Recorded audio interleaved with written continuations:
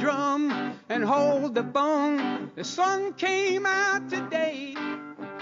We're born again. There's new grass on the field. Just a rounding third and headed for home. It's a brown-eyed, handsome man. Anyone can understand the way I feel. Oh, put me in, coach. I'm ready to play today. Well, put me in, coach. I'm ready to play today. Look at me. Gotta be center field. Hello and welcome to the DFS Coach Talk podcast. It is Monday, April 13th, 2020, our first show after Easter. I am Andrew Hansen. Very happy to be joined today by our DFS baseball pro, Andy Gallagher. Andy, how are we doing today as we get back into a regular week here, if you could call it that, since it is a Monday? Pretty good there, Andrew. All surviving, thriving, and well. We've got everything set up, working at home. Kind of been enjoying it in different aspects. More time with the family, to get other things done around the house and so forth, putting up a fence in the backyard, making sure the dogs are secured and everything going well, so it's going nicely here in South Florida. Oh, I'm glad to hear it, because I know the last time I heard you were dealing with a snake in the background. So you've avoided the snake today, and fence is in and everything. Does the fence look like an outfield wall? Does it look like a specific outfield wall in Major League Baseball? It's the Boston's, is it the Green Monster? Green Monster, yeah. Excellent. Except it's white. Oh, it's white. Okay. Is it 37 feet tall? Because that's how tall the Green Monster is. Whoa. I can't get that high, no. Okay. All right. Yeah, that would be a big wall in a residential area. Yeah, that would help us keep quarantine and everything. Yeah, it sure would. It does. Well, at the top here, I mentioned that it is April 13th. And one thing that's fun about baseball is you get the this day in history fun fact. And so I got one today that I wanted to share. And it is that on this day in 1963, Pete Rose got his first career hit. And then, would you believe it or not, but 21 years to the day after that, April 13th, 1984, he got hit number 4,000. And this little nugget came from Tim Kirkjian on ESPN. And so it got me thinking, I know you have roots in Ohio, and so I wanted to ask you about Pete Rose. Is he a Hall of Fame guy in your book, or do the transgressions with betting on his own team as a manager keep him out? I'll let him have it. I mean, that's something that, every probably professional athlete has done. We know Michael Jordan has a lot of guys that have bet in their own time. So that one, as an asterisk itself, you can leave it alone, I think. Interesting. Now, I think you might be a little biased there as an Ohio guy, because I would keep him out. I think the integrity of the game is too important there. And even though I think he was only betting on his team to win, I mean, that certainly goes in his favor, but I just don't like the idea of a manager doing that, because I think he's probably, using his best relievers on the day that he bet on the team to win and really gearing up for those days. And in that sense, it really skewed the system.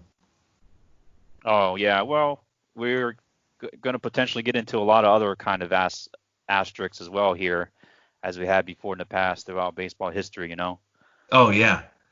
No doubt. This year is going to be very unique, assuming we get up and running. I got to throw in one other this day in history for our man Santino. As we've just transitioned from our NBA podcast, I just want to mention that on April 13th, 1957, the Boston Celtics won their first NBA championship. And I thought Santino would appreciate that as a lifelong Lakers fan. Nice. So, Santino, that one goes for you. That was a double overtime victory for the Celtics over St. Louis. Bill Russell was the man. He averaged 22.9 rebounds in that series, which is pretty amazing. The guy was just one of a kind on the defensive end. So That one was for Santino, and thankfully he'll have a couple days where he can gear up for a response of some sort next time we get him on. Well, I just want to say that there's a lot of these contests with the horse going on. Have you seen that, like in any of the networks? Believe it or not, I taped it last night. I haven't watched it yet. I've heard a couple of the results. I haven't seen it. Did you check it out? I did. I was like Chauncey Billups versus Zach LaVine and some of the WNBA's right ladies with playing against Chris Paul. I can't remember. Yeah, Chris Paul. Yep. He won. And yeah, there was a few interesting ones in retired players, but it's pretty far from the actual real thing, which we're looking towards potentially here someday. I know, it's like all we have to choose from is things like horse. So pretty crazy. But speaking of 2K, right, NBA, video games, those guys talking amongst each other and all that good stuff. 'Cause I noticed real quick that Justin Turner was talking about this. Oh no, I'm sorry, I'm getting it mixed up with something else. Aaron Judge actually was talking with Dame Lillard. They were talking amongst each other in one of these type of, I guess, video game contests, and that's when he told him, "Yeah, I'm looking to get back."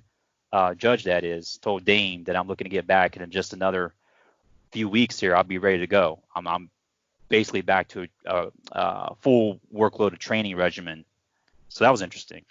Yeah, fun to pick up that info. I know he was dealing with a rib injury, so this is a good time for everybody to get healthy in all the sports. And as we look at the possibility of MLB coming back, you talked about how it's going to be a season full of asterisks if we get one. And we may even have complete realignment with our divisions, because I know one of the things that's been talked about here in recent days is the possibility of doing the Grapefruit League in Florida and then the Cactus League in Arizona, and having those be the replacements for the American League and the National League. So what do you think about that, Andy? Yeah, that's what I was actually thinking about there with Justin Turner. He was saying that he wanted to go for that, and players want to go and play. They're anxious to get it out there and prove what they want to do, make sure they're having an opportunity. So definitely, whether that is in both locations or one, it's fine for the players. They'll go ahead and roll with it and see what they can do with that, because they really want to get. And that was a report from Ken Rosenthal as well. So that's when he was interviewing JT, and it was also brought up interestingly about that in that same conversation that they want to shorten the games, and one way to do that, instead of compromising the 9 innings, is to actually lower the extra innings. The way they would do that would be with the home run derby contest. And then they said, well, Justin, would you be in one of the players chosen, kind of like a hockey shootout? Right. And he said, no, I probably wouldn't be, one of the 3 guys they use in that set of 3, shootout or home run derby type scenarios, because he's not one of the best home run hitters in that team, because they're loaded. I mean, absolutely, the Dodgers are. So they got plenty of home run hitters there. Yeah, that would be interesting for each team to try to pick their 3 best and see who would get included and who would get left out. I personally would rather go with the minor league approach of having a 10th inning where you start a guy on second base and play the game out that way, so that you don't get the long extra inning games, especially if we're going to have a bunch of double headers this year. Because I know one thing about the realignment proposal is that with 15 teams in Florida, 15 teams in Arizona, you're always going to have an odd number of teams playing on every day, and so they're going to add in at least one doubleheader a day to make sure that everybody's playing. So that's when you might get some of these 7-inning doubleheaders, and we certainly don't know how many games they're going to play in this season. But hopefully we'll get some baseball here going soon, and what we're doing here is we're finishing up our little series on baseball strategy. And then starting tomorrow on Tuesday, we're going to start breaking down 2 MLB teams per podcast. So Andy and I will be back tomorrow to break down the Diamondbacks and the Rockies, and we'll just circle through the entire Major League Baseball group of teams, and we'll be rotating our different analysts on the podcast to do that. But thankfully, Andy, before we get going on those 2-team podcasts, we have one more day of strategy.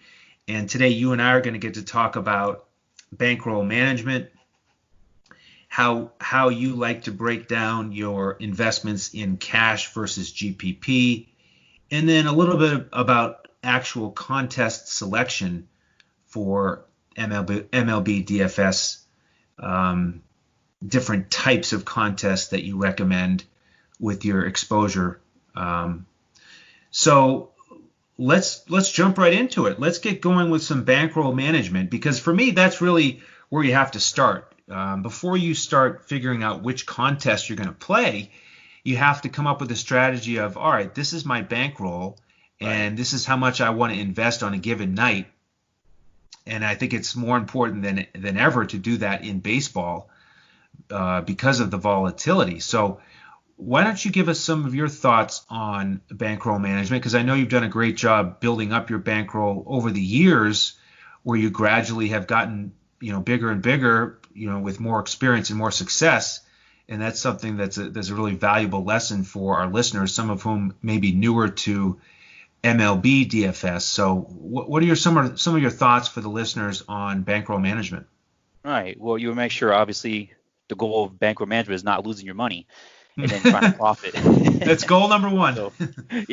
So there are a lot of different approaches.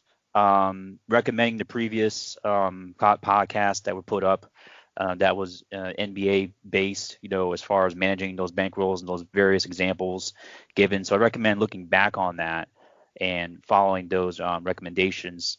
As for baseball, as far as a percentage of bankroll, I'd recommend going pretty small. I mean, just 10% of what you allocate towards your actual plan per slate, per day, per night, whatever it is. So that's kind of like your stock investment. So once you've decided on what percentage, then you also want to decide, of course, of what sites you want to play. You can split it up. Of course, splitting it up would make sure to yourself that you have to manage more. So you kind of have to manage your own accounting there. And bankroll management accounting is a skill in and of itself. So you want to make sure that it's not even like, I guess kind of like managing a checkbook, but more obviously in depth as far as the strategies you're taking. Maybe every 30 days, reevaluate, look at where you are, what's worked, what hasn't, so that you're not just keep throwing paint on the wall and throwing something out to the wind that doesn't work anymore. So that's how you build it up over time.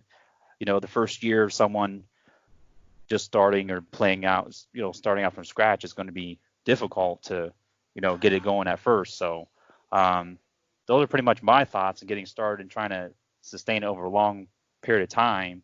What do you think and feel about that?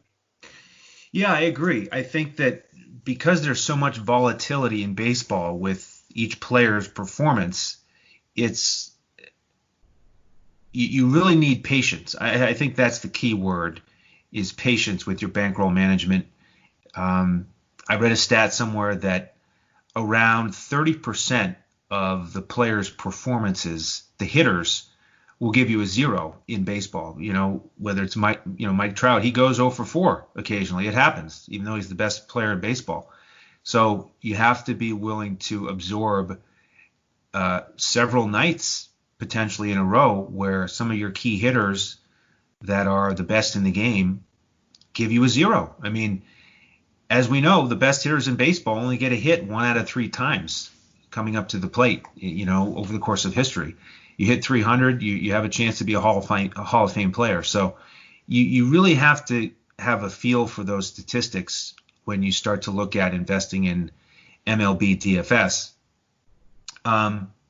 So I like the idea of something like 10% to try to get going and to try to play the long view. And one thing I talked about on one of our NBA strategy podcasts, I'm glad you mentioned that. We went through some of this when we were talking specifically about NBA DFS. And the numbers are a little bit different there because just the game, the nature of the game is so much different. It's a lot more reliable in the NBA. You're not going to see Bradley Beal, a guy who averages 30 points a night. You're not going to see him go out and score 0 points, unless he gets injured in the first quarter. So it's just such a different game. But one thing we talked about on some of those podcasts was the idea of setting a goal for your bankroll. And so I wanted to ask you about that, because I think there's really two main ways you can progress with your bankroll and achieve a goal, and then how you react to it. So the two main ways you can react to it are: you hit a goal, and so then do you start playing more, or do you take some of that money out of your account and put it away as profit and then try to do it again? So let me ask you this for an example. Let's say you start with $100 and you want to get to 150, and you get your account to 150 in baseball. Are you the type of guy who would advise taking $50 out and going back to 100 and trying to get to 150 again? Or maybe you get to 150, then you reevaluate and you say, instead of paying 10% a night, so $10 a night, I'm going to up it to 10% of 150. So now I'm just going to start playing more. I'm going to play $15 a day. Which approach do you take there? You could go either way depending on the preference of the individual, but I like to continue the percentage, 10% of the bankroll, without making any withdrawals. Just hold off on that as long as possible, even to the end of the season, really, and then see what you come up with at the end. I mean, obviously, if you hit a really big GPP or something, maybe you can reward yourself. But right. So you're just working with checks and balances as far as, your allocation and whether you're replenishing. Hopefully not at all. But if you start with a smaller bankroll, that will probably happen at one time. If you only have $10, of course, it's not going to last you very long. So you got to think about, make sure you're just setting your goal determined on your percentage, and then trying to continue to work with that, and then reevaluate. I like to recommend every 30 days, because it's kind of like a cycle of baseball. I like to use every 30 days as far as things starting to normalize with pitchers specifically.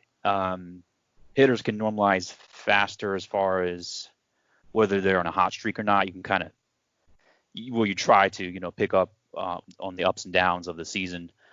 Maybe it does last a month or so. Some guys have better months than others for whatever reason. Those things are one of the most challenging things. But as far as your own bankroll and how you manage it, that's, I just recommend for myself just staying conservative in those aspects. Well, that's the definition of patience. I like that. Having the mindset of, I'm just going to keep building the bankroll for the season, and I may start playing more per night, but I'm going to wait until potentially the end of the season to make my withdrawal, and then reassess for the next season in terms of what I want my starting bankroll to be, what I'm going to play per night. And I also like the 30-day reevaluation as well. So those are some good tips there. Any other comments on the general bankroll management, or should we start getting into cash versus GPP? Yeah, I also wanted to share, just getting into the next part already, the $50 example. Okay. Is that the next part or this part? Yeah, that's the next part, I think. Okay. I was also going to mention. Yeah, go ahead. We'll go with the next part. Okay. So the next general topic we want to get into today is cash versus GPP. How you're generally allocating your investment on a given night. Because again, we want to start with how much are we investing tonight, and then figure out specifically in baseball, how many cash contests do I want to play? Do I want to play any GPPs where I'm making a smaller investment to try to get a much bigger return? So when you're going into a slate, middle of June here, we're in a regular season, we're in the groove, we got a good feel for player pricing, player performance, matchups, all that stuff.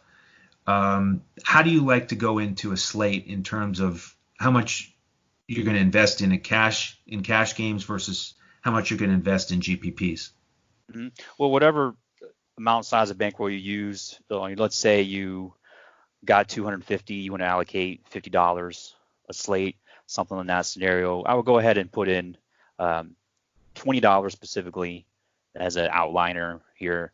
$20 into a head-to-head, for example, $20 into either a double up or 50-50, and then $5 you got to play with as far as your single entries, maybe even multi-entry GPP if you want to divide it up, if you really want to kind of attack the larger field GPPs. You can do so in single entry without having to do that, because there's examples of contests where you could even do $1, or you can do a $10, like a MLB ridiculous rally, 50K to first, something you could try to go for if you want. Now, it would be difficult though, because these are, like for this example, this particular contest has, let's see how many, trying to see here, entries, 150 entries. So you're up against the field as far as those guys with the optimizers and everybody who's throwing tons and tons of lineups out there. You're really eliminating your prospect of seriously contending. So that's where you have to be careful. You may just be better off staying with a single entry. Single entry bunts is a contest where it's just $1 you enter. You can get a couple hundred. Is a lot less entries, because the more significantly greater increase to your own chance of at least cashing in and turning a profit is on a nightly basis, including your cash games, your regular 50-50s head-to-heads, is that you're entering those single entries based on, a few hundred, maybe 500 people, 1,000 people is fine.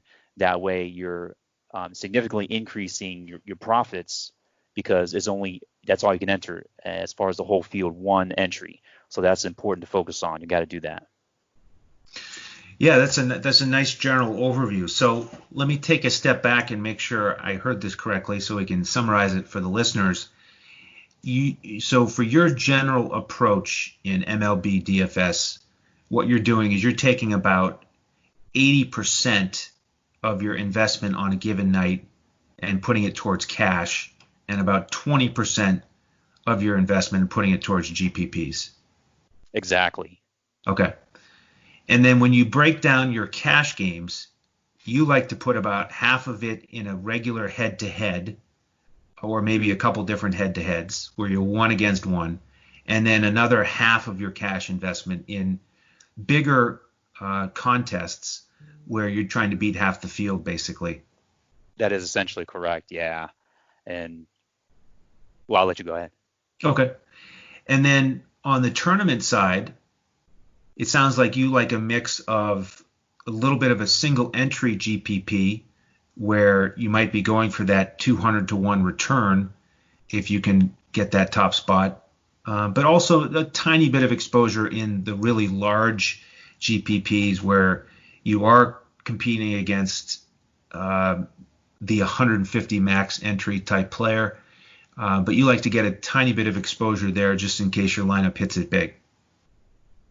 Yeah, you could do that. Like if you've been familiar or heard the term ladder strategy, that some people use it loosely in different ways, but one ladder strategy is to take one particular GPP type lineup that you feel strongly about and enter it into different contests. Like, for example, maybe a 25 center, and then you can enter the same exact lineup into $1, and then you can enter the same exact once again into like a free roll, and into like those ones that I can't think what you call them right now off the top of my head, but where you just enter them in when you win entries into other contests with different names and different sites. Right, the satellites. Yeah, you could do satellites. You could just enter them in a whole bunch of stuff. The problem with that is, obviously, if you do that, you lose all that. So it's not really a ladder. It's not a ladder at all in the sense of laddering your cash out, but it's a ladder as far as the different levels.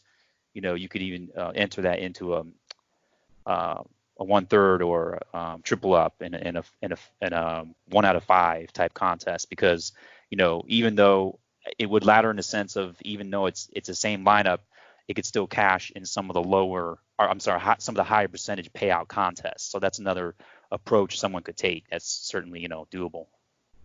Yeah, I've seen that a lot. across the industry and in different sports. Sometimes you'll see the same lineup from the same player win the contest at different levels, like you're talking about, whether it be $1, $5, $10 or more, or in football could be $1, $3, $20, and so that is an ideal scenario. If you hit the tournament lineup and it's the best one on the night, you're going to win every contest that you're in. But that brings me to another question about you specifically, Andy, when you're attacking cash games and GPPs with your baseball lineup. On most nights, do you like to take your cash lineup and put it in a GPP somewhere just in case it hits big, or do you focus? Do you also look at creating a different tournament lineup for that 20% or so investment that you're making in GPPs? Yeah, I mean, I would say that basing it on maybe from a player perspective, it's also important for people to understand that I had many examples last year where somebody would use like in a low entry field, like a triple up. So if there's only 3 entries, I looked at an example there where the other 2 guys used Chris Sale, and he got blown up. And then I had Walker Buehler. So being different from those two guys, even in a 3 entry, you definitely win your money that way. So, but then I experienced a lot of times in 50-50s where I did go, even though he wasn't necessarily chalk. Every slate is different. We got to understand that as well. But sometimes you can go with the chalk and win. Sometimes you don't, and it just depends on what you as an individual want to do with your going back to Bankroll, going back to whether you're a GPP player, whether you're really more of a cash player, your particular style, deciding on how and when and what slate you want to do it with. But your question, I'm sorry, remind me what your question was more geared towards. Yeah, no, I'll circle back on that one in a sec, but really just thinking about, since you play primarily cash games in baseball, when you do build a tournament lineup, it sounds like sometimes you take your cash lineup and put it in a tournament, and then other times you'll build a whole new GPP lineup. Oh, right. So you could do that in terms of if you got, 20 lineups, if you got 17 cash, if you want to call it that, and then you run it back with the opposing pitcher's batting lineup. So, if you got in there, if you think there's a chance that Jake DeGrom blows up, he gets rocked, then you take the opposing batters of, let's say the Dodgers, and so you just stack that team up, and sure, you do that as a kind of a hedge against, that particular pitcher faltering, and you still come out ahead, hopefully either way, whichever side of it goes bonkers for you. Okay, so now I like this idea, and I want to dig into that for just a moment, because I think it's a strategy that can really help our listeners. So what you're talking about, and just correct me if I'm wrong, but it sounds like you're talking about building a cash lineup with DeGrom as your starting pitcher. And so you've got most of your money that night invested in DeGrom performing well, being the ace, and getting that edge over the rest of the cash field and turning a profit. But what you'll do is you'll take a 10 or 15% investment out of your bankroll that night and go to a GPP and flip it so that you take a stack out of the lineup of batters that he's facing, so that if he has a poor night, then you might lose all your cash contests. But if you've got those batters in a GPP where they're likely going to be very low owned because they're going against DeGrom, if they go off, then you might have a chance to really spike a big victory in the GPP. That's right. Especially in a GPP, you can bring home a huge victory because there's so much variance as far as, and it happened so many times last year. It happened a ton, probably more than the other seasons I can remember, is that aces went out there, like Kluber, like Sale, like some of these guys, even Verlander, happened a few times where they really got rocked. And the opposing team, if you were playing that opposing team, likely there were only a couple guys out of thousands. You came out on top automatically based on that scenario, just that, very contrarian like that. Yeah, so the word contrarian there reminds me of that other point I wanted to circle back on. And again, correct me if I'm wrong, but what it sounded like you were saying was that sometimes if you're doing a three-man contest, you like to go a little bit contrarian. But if you're going in a bigger contest in cash, then you're not going to go as contrarian. You want to have you might take the starting pitcher that night who's likely to be highly owned and work on finding value in some of the batters you use to try to win your contests. Yeah, because those batters are also priced significantly lower on a regular basis as well. So you notice those kind of things as you pick up and play daily. So, being used to the pricing and how everything works out, you get guys well below the sub 3K range, as opposed to batters and cores because they're up towards 4K. Total difference. I mean, it's kind of really more difficult to get guys in on cores and be able to afford them. Obviously, it was mentioned on this pod before. So when you go really contrarian, the more the better a lot of times in these GPPs.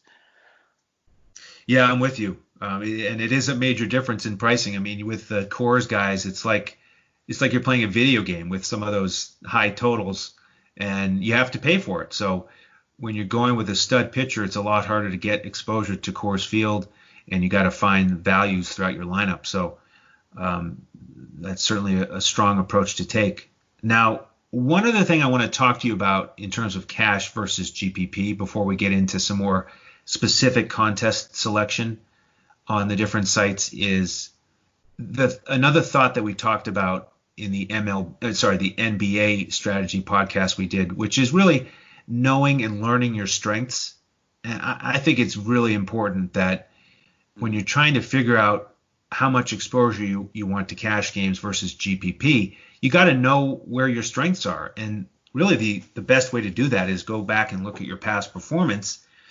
And that can tell you a lot. I mean, if your record in cash lineups, let's say, is 30% versus 70%, that's going to tell you a lot. And if your record in GPPs is cashing 10% or cashing 40%, that's going to tell you a lot. And obviously, you need to go into it knowing that if you're cashing 40% in GPPs, you're doing quite well.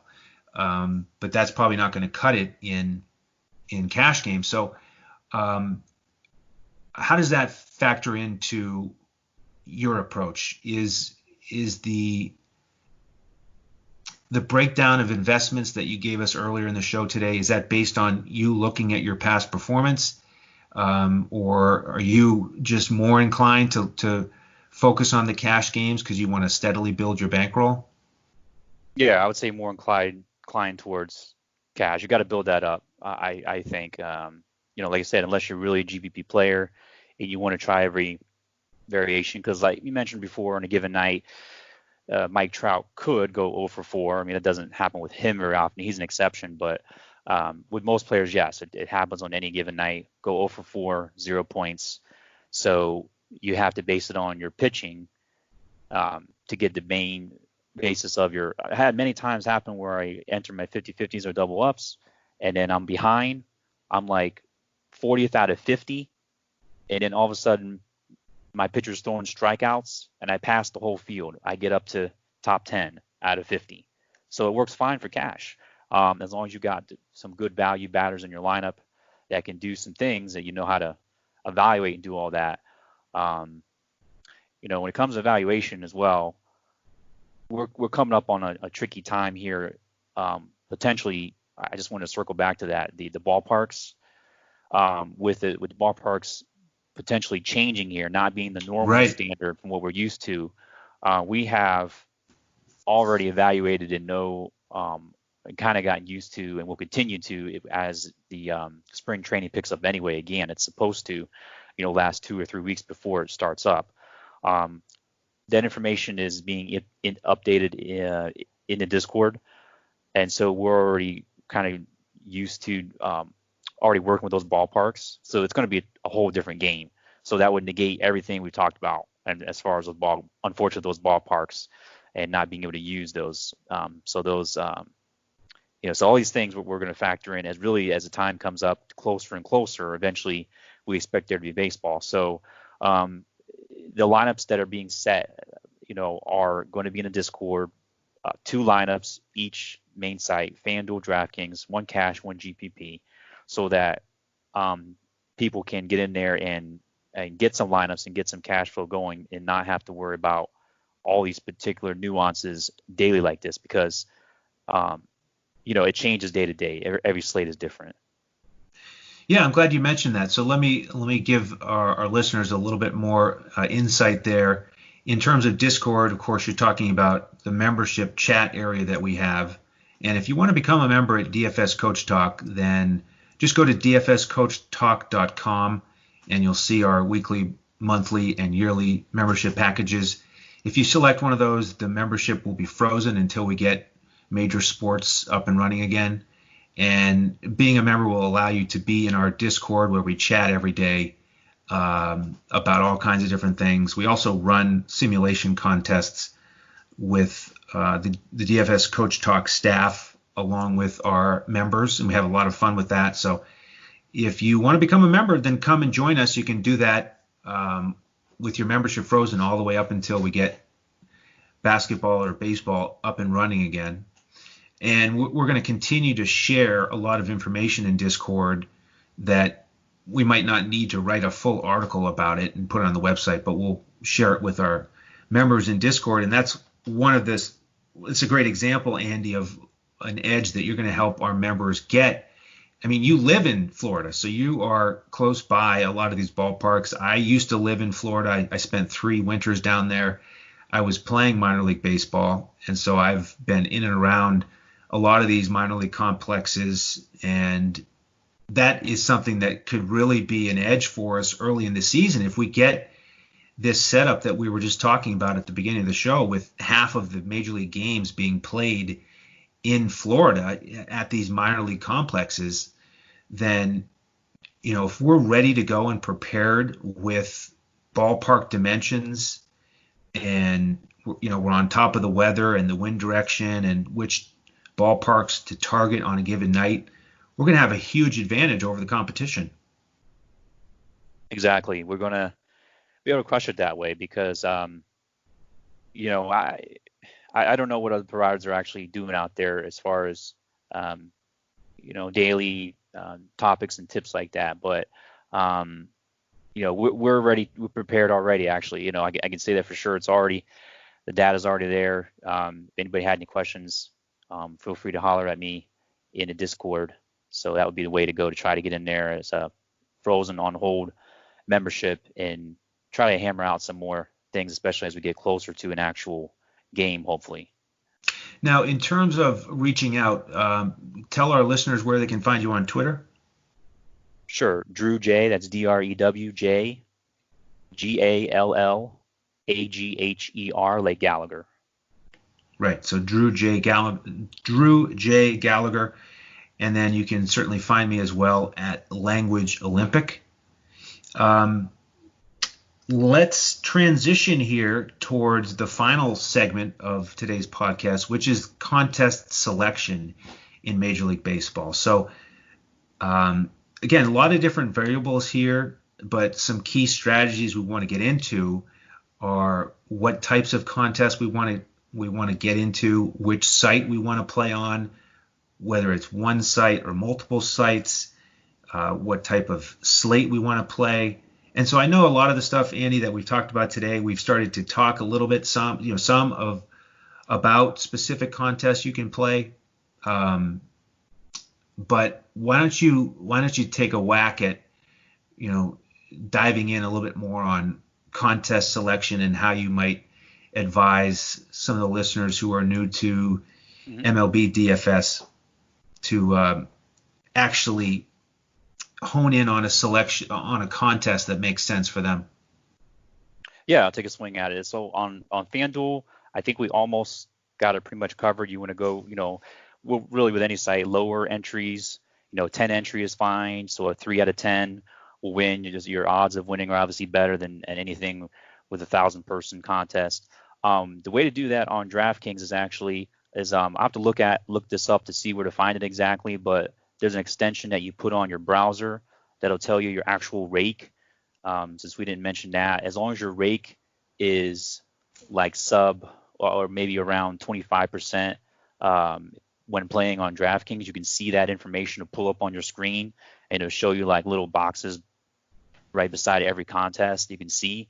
So that's really what you want to base it on there on DraftKings, so you can see, exactly what you're up against as far as the rake or the payout. So you want to do that, and then you want to look at obviously for you individually how you want to work in your 50-50s, double ups on any site. Some people like to go to Fantasy Draft for that. That's fine to do that. It works really well, and it was covered on the last pod, the scoring differences there. So you can go back and review that. So there's quite a number of good contests that people will see, all through. This is a lot of people that are used to and listen to a lot of basketball pods and so forth, played a lot of that. A lot of the things are similar in aspect as far as the types of, the rake and the actual payout percentages and whether they're top heavy or not on FanDuel, how much they pay out. There's a lot of similarities between these. You can enter, sometimes do 10-cent specials, 25-cent on a regular.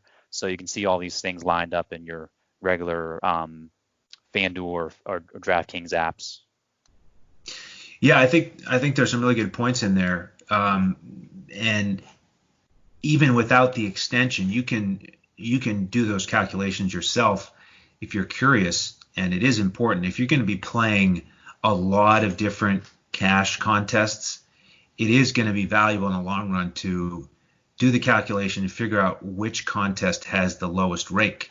And it can really vary between whether it's a 50-50 or a double up, whether it's head to head, 10 people, 50 people, 100, it varies. So definitely when you're talking about bankroll, you're talking about playing potentially every day throughout the season in MLB.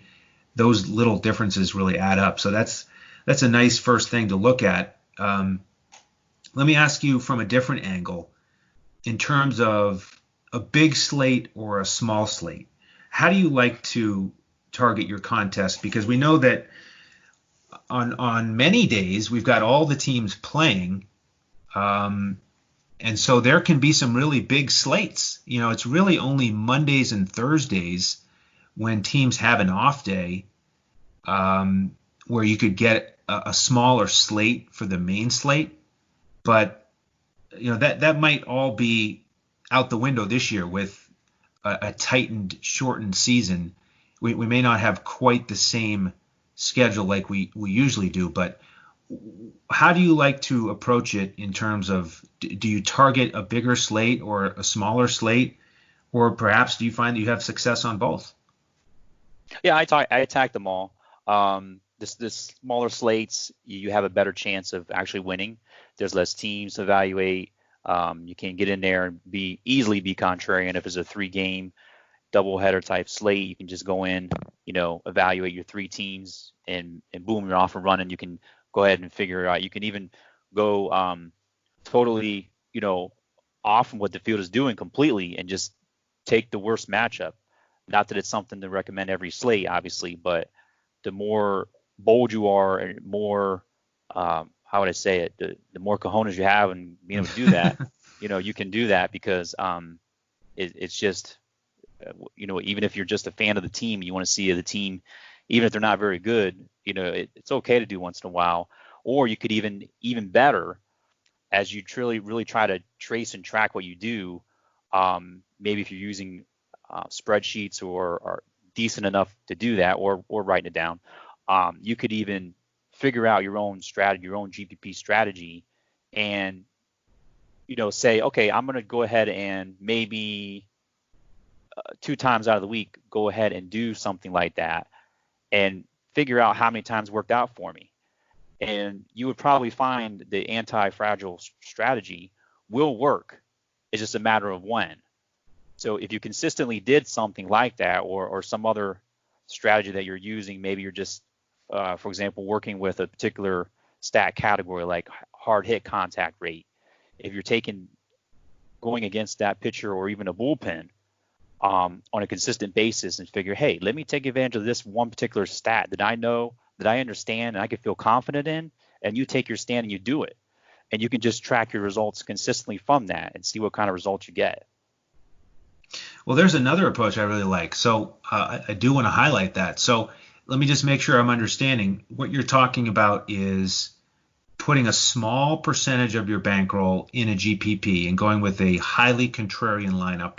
So let's say it's a small slate, it's 3 games, and instead of stacking the Dodgers or the Astros, you're talking about taking one of these lesser owned teams like, say, the Royals or the White Sox or the Tigers, and investing heavily in stacking that team so that if they happen to have one of their rare excellent days, you have a much better chance of taking down the GPP because not many people are going to be stacking that team.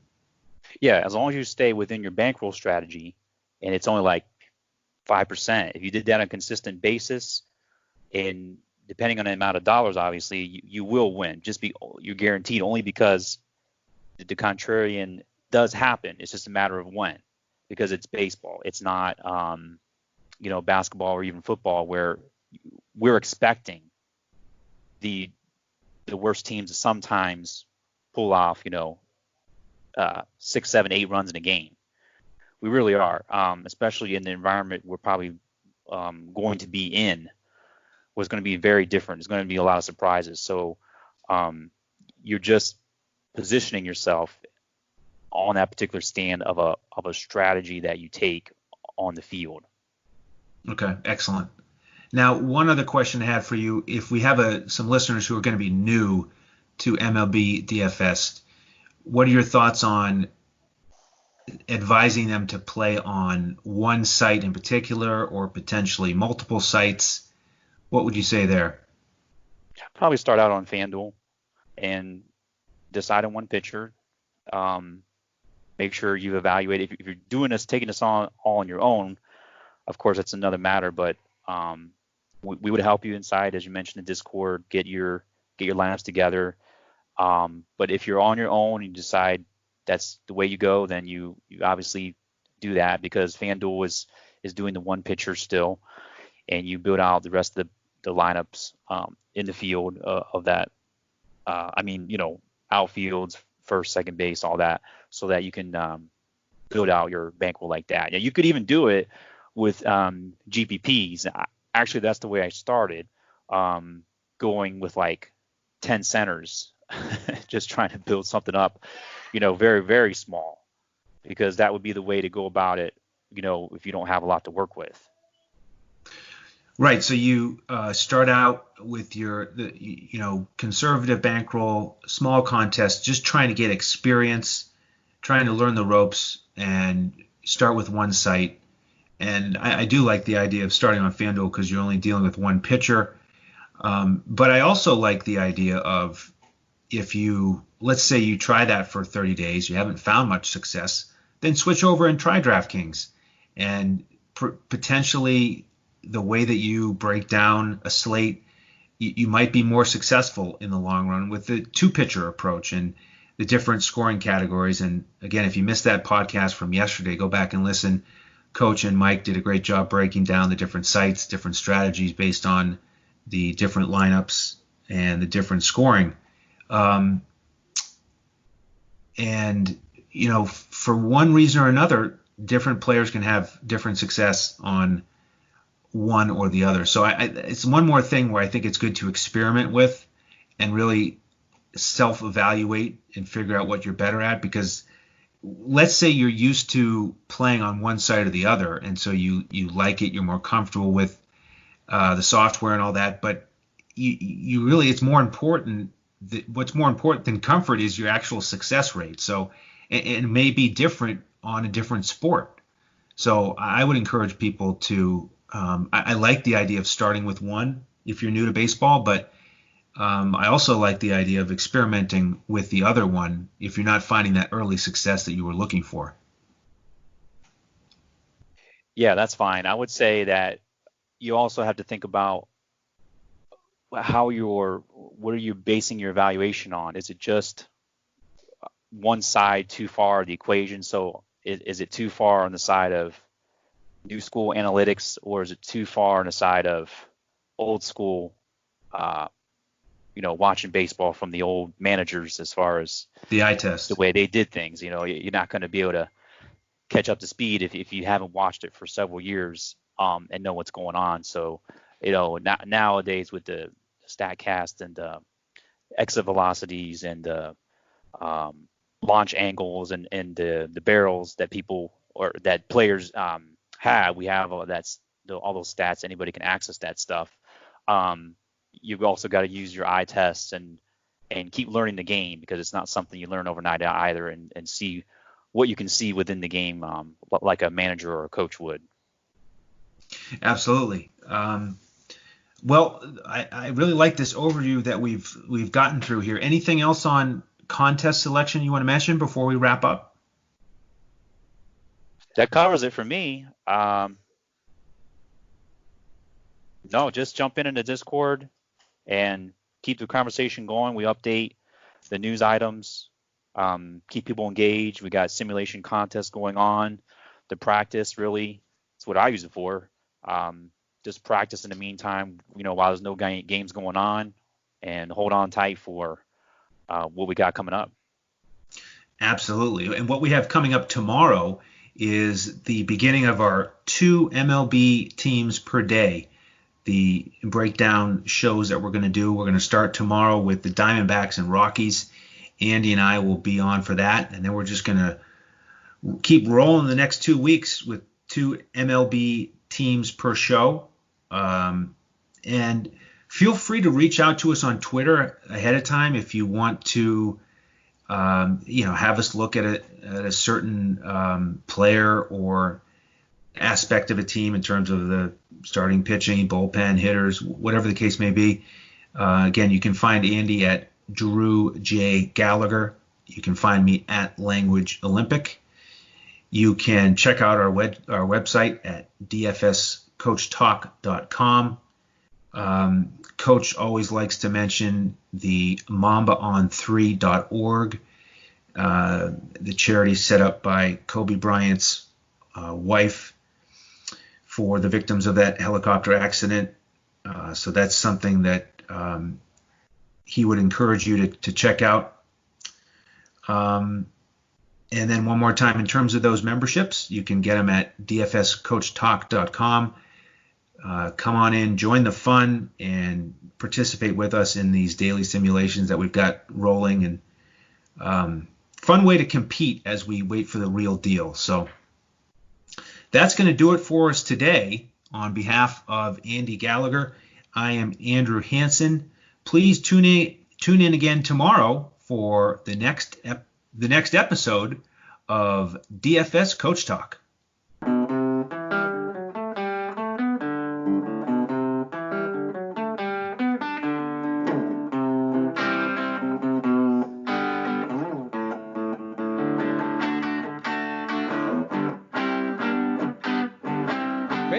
Beat the drum and hold the bone. The sun came out today. We're born again. There's new grass on the field. Just around in third and headed for home. It's a brown-eyed, handsome man. Anyone can understand the way I feel.